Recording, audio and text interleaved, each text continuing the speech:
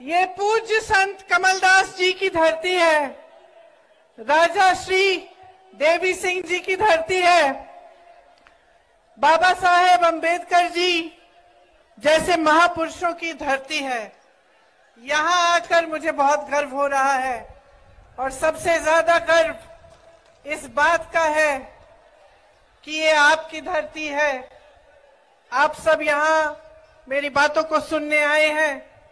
आपके पूर्वजों ने इन महापुरुषों के साथ हमारी आजादी की लड़ाई लड़ी और इसलिए एक तरह से ये पावन धरती भी है।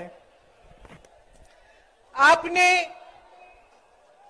मुझसे पहले जो चर्चा की इंदिरा जी की, आप सब जानते हैं कि मैं इंदिरा जी की पोती हूं। इसमें ताली बजाने की,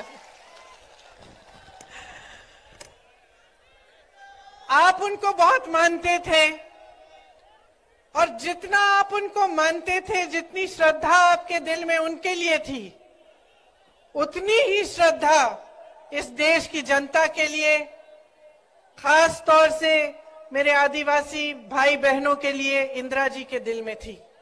तो आज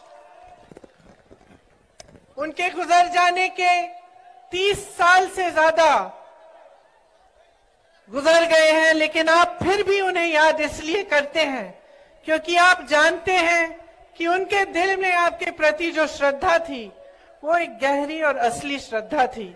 वो एक राजनीतिक रिश्ता नहीं था, एक भावनाओं का रिश्ता था, एक समझ और श्रद्धा का रिश्ता था।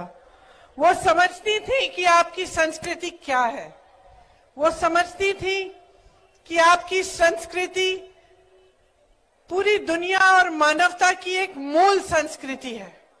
प्रकृति की रक्षा, प्रकृति का आदर, चाहे जंगल हो, चाहे जल हो, चाहे जमीन हो, चाहे जानवर हो, सबका आदर करते हुए आपने अपने जीवन जिए और हमेशा कहती थी कि यही संस्कृति इस दुनिया की सबसे अच्छी संस्कृति है।